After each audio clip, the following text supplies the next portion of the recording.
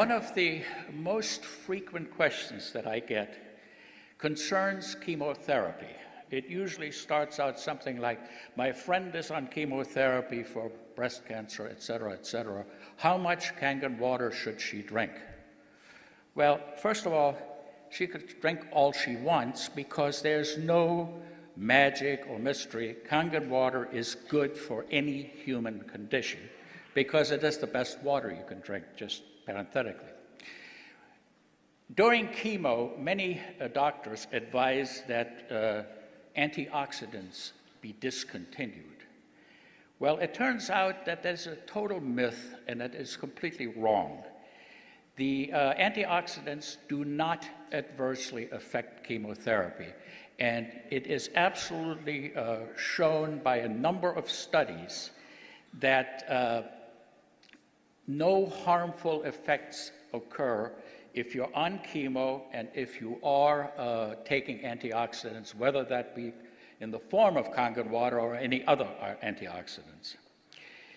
The NIH did 3 separate focus groups on compliance with doctors' orders, and they found that in study groups where people were asked to discontinue their antioxidants, whether they be in the form of pills or whatever nutritional supplements, only 20% complied. So it's a total waste of time to ask them to do it in the first place.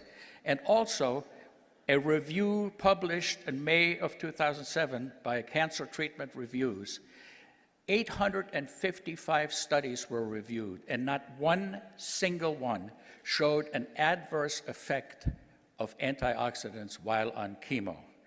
And so basically that chapter is closed. If prospective clients and so on ask you about that, you can say unequivocally, antioxidants are good whether you're on chemo or not. Now, what about benefits of Kangen water in patients who are undergoing chemotherapy? Are there any?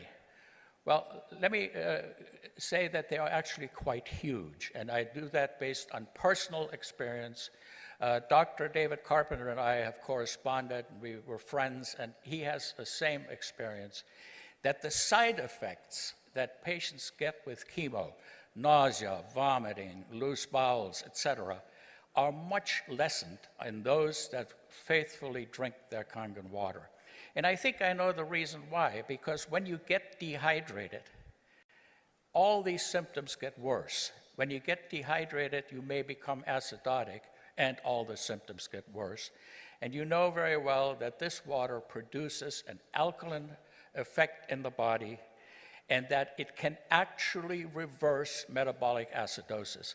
This has been proven without any doubt in laboratory studies on mammal animals that were rendered profoundly acidotic, and the acidosis was reversed virtually instantly by the administration of Kangen water. So the benefit in chemotherapy of drinking Kangen water is huge.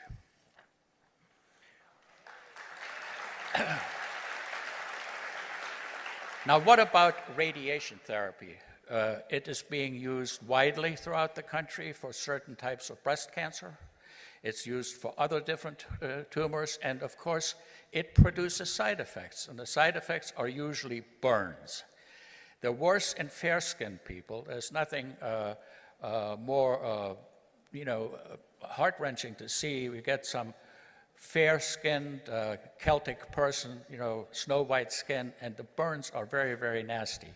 The ingestion of the Kangen water helps healing, and the topical administration of 11.5 pH water, say you take a towel or something like that, wet it very well, lay it onto the skin for 15 minutes twice a day, especially right after the radiation treatment, and it is an amazing effect that this has on ameliorating these types of symptoms, and I highly recommend it.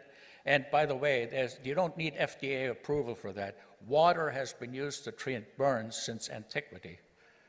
We know it puts out the fire.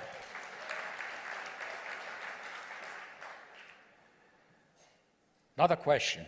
I have a prospect who has cancer. Will the water help? Well, first of all, there is no scientific data that we can quote that the water would cure.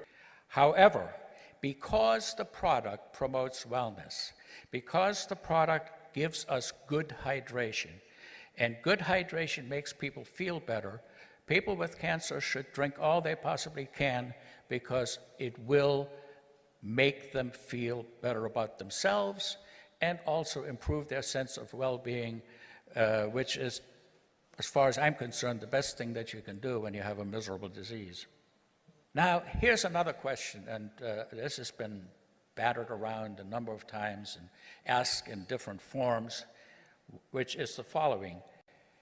Can you become too alkaline by drinking too much Kangen water? And the answer is absolutely no way. Our bodies have a very, very efficient mechanism of dealing with acid. And there are two pathways, one through the lungs and the other through the... Now, organ transplants. That's a frequent question.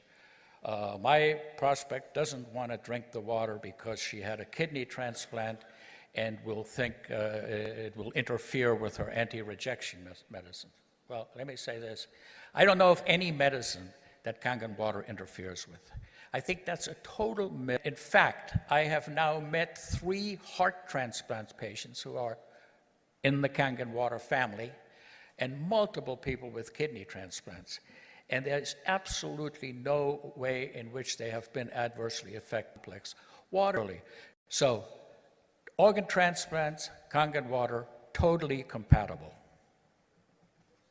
And then there is a list, I'll just tell you a quick list of conditions that I've been asked about and have been asked to advise on how much and what pH water to drink.